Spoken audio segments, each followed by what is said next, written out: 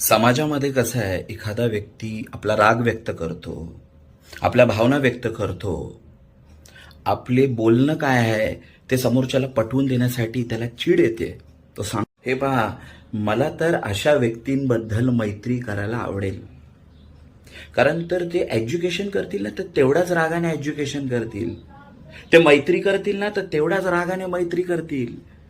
ते प्रीती करतील तर तेवढ्याच ताकदीने प्रीती करतील. ते सेक्स करतात ना तर तेवढ्याच ताकदीने सेक्स करतील.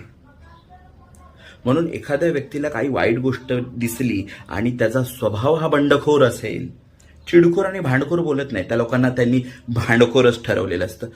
एखादा बंडखोर असेल, ज्याला वाईट वाटतं त्या गोष्टीबद्दल, तो भावना व्यक्त करतो, तो माणूस सत्य असतो. मी अक्षरशः असे बघितले, शांत माणसं असणारी जी लोक आहेत ते केसाने गळा कापतात. समजलं?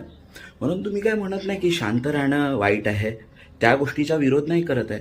परंतु एखादा व्यक्ती एखाद्या वाईट गोष्टीचा, विचारधारेचा बंड करत असेल, त्याचा विरोध करत असेल, तर आपल्या समाजाने त्याला भांडखोर म्हणून लेबल लावू नये.